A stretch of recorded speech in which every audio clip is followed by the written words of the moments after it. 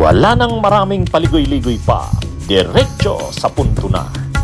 Maiksi lang ang komentaryo, pero diretso sa punto. Maraming kuro-kuro, may tiwali, may totoo. Dito, sa puntong diretso tayo. Punto, diretso. So mga kabunyog, mga kababayan, welcome na naman po sa isang namang episode ng Punto Diretso. Dito po sa Punto Diretso, hindi muna tayo nag-greet ng ating mga viewers kasi diretso na tayo sa punto. Maiksi lang ito. Ha? Para sa mga gusto, diretso na tayo sa punto, okay? Ito, parang hindi abogado itong si Cayetano. Bakit? Anong tinutukoy natin dito? Eh, di ba nag-file si Cayetano ng resolution, yung kanyang proposed resolution na magbibigay o magsasailalim kay dating Presidente Rodrigo Roa Duterte ng interim release. At pag nabigyan daw ito ng interim release ng ICC, ang ino-offer ni Cayetano, house arrest. Pero hindi ito house arrest sa Pilipinas. Modified house arrest. Ibig sabihin, doon sa The Hague, the Netherlands. Yung ating embahada doon sa The Hague, the Netherlands, malaki namang compound yon sa premises, sa loob ng premises o compound ng embahada ng Pilipinas sa The Hague, doon isasailalim sa house arrest si Duterte. So parang dahil ang ating embahada doon ay extension ng Pilipinas kahit nasa The Hague yon, parang lumalabas parang sa Pilipinas din sinailalim sa house arrest si Duterte. Kaya lang hindi dito sa mismong bansa natin. So ngayon, bakit sinasabi natin parang hindi abogado itong si Cayetano? Actually, yun din ang komentaryo ni retired Senior Associate Justice Carpio. Yung proposal daw na yun, yung resolution daw na yun, panay-ingay lang yun. Wala naman daw silbi yun eh. Yun din ang sabi ng mga experts, ang mga law experts. Ang sabi nila, legal experts. Ano naman yun? Wala namang bisa yun. Kaya nga sabi ni Yussi Claire Castro, noted. Yun lang, noted. Kasi wala ngang bisa yun. Anong silbi kung maipasa yun ng Senado? Hindi naman obligadong sundin yun ng presidente. Hindi naman. Kasi pagdating sa mga ganyan, ang may say dyan ang presidente. Pagdating sa usapin ng ICC, ang may say dyan presidente, hindi naman Senado. Kaya nga, ang nangyari doon sa proposed resolution ni Cayetano, expressing the sense of the Senate. Yun lang. Para lang maihayag kung ano yung saloobin o damdamin ng Senado. Pero kung ito ba'y may bisa na obligadong sundin ng presidente, hindi niya pwedeng ignore o baliwalain? Hindi. Kaya nga sabi ni Yussi Claire Castro, noted. So tama, si retired Senior Associate Justice Carpio, wala naman yung resolution na yun. Panay-ingay lang yun. Bakit? Ito naman kasing si Cayetano, parang hindi abogado. Ang ICC International Criminal Court, walang bansang makakakontrol dyan. Hindi naman yan kontrolado ng isang bansa. Ang International Criminal Court ay international na korte. Hindi siya nakapailalim sa isang bansa.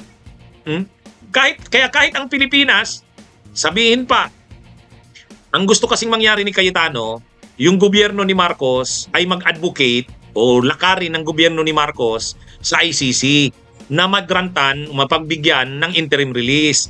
Ang Pilipinas ay willing naman na mag-host doon sa embahada nito sa The Hague. Doon i-house arrest. Yun ang gustong mangyari ni Cayetano. Unang-una, ipapahamak niya pa si Marcos niyan. Nakakahiya. Hindi naman pwedeng mag-advocate ang Pilipinas sa ICC kasi korte yan. Pwede bang pakialaman mo ang korte sa desisyon niya? Pwede bang sumulat ang Pilipinas sa ICC at sabihin na nire-request ng Pilipinas na bigyan ng interim release?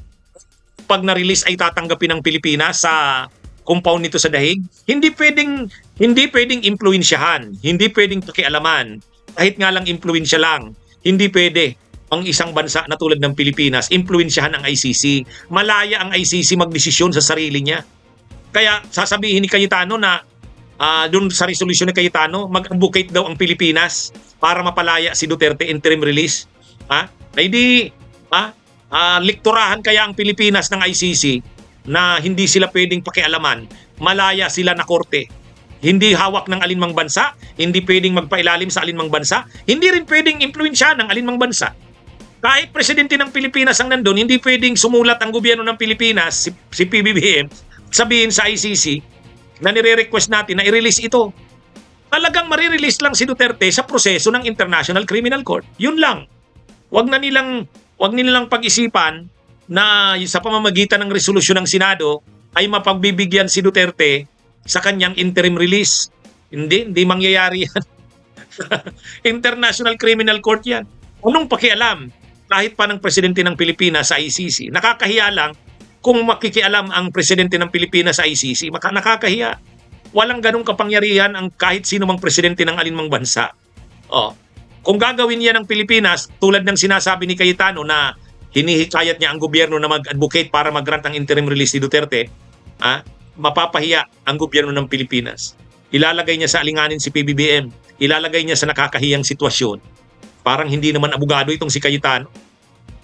Sa sobrang pagkaano niya, DDS. May mga sinasabi pa si Cayetano, hindi ba kayo naaawa sa dating presidente? Hindi ba kayo compassionate? Hindi ba ninyo pagpapahalagahan ang human rights ng isang tao? Wow. Bigla nababanggit ni Cayetano ang human rights, ano? Pero nung panahon, ang daming pinapatay sa panahon ni Duterte. Pinigil mo ba, Cayetano? Pinadvisean mo ba si Duterte na medyo pag-isipan ang ginagawa na war on drugs dahil marami nang napapatay? Na violation na yun, maraming nababiolate ang human rights? Noon, hindi nyo naiisip ang human rights, sa dinami-dami nang napatay, walang due process. Tapos ngayon, papahalagahan nyo ang human rights ni Duterte? Unang-una, grabe na nga ang pagrespeto sa human rights ni Duterte. Grabe na ang due process na binibigay sa kanya. Tinatrato naman siyang makatao doon, napakaano nga ng kulungan. Kumpara sa kulungan sa Pilipinas na hindi makatao doon, makatao ang kulungan. Ang standard ng kulungan sa The Hague, sa the Netherlands, sa ICC ay international na standard. Kaya ano naman sinasabi ni Cayetano na parang walang awa kay Duterte? Bakit? Nung ang daming pinapatay, naawa ba kayo, Cayetano? Kagagawan nyo rin yan. Bakit nagsasuffer ngayon si Duterte? Tinulorate nyo siya sa ganyan. Tapos may mga human rights ka pa. Ay, parang hindi abogado itong si Cayetano. Ayan, mga kabunyog, mga kababayan, ang ating Ponto Diretso. Bunyog, halikan na kasama ka. Bunyog, kapag buklod ay may pag-asa. Luzon, Visayas, Mindanao, isa ang pananaw. Sa bagong Pilipinas ang bunyog isisigaw. Bunyog.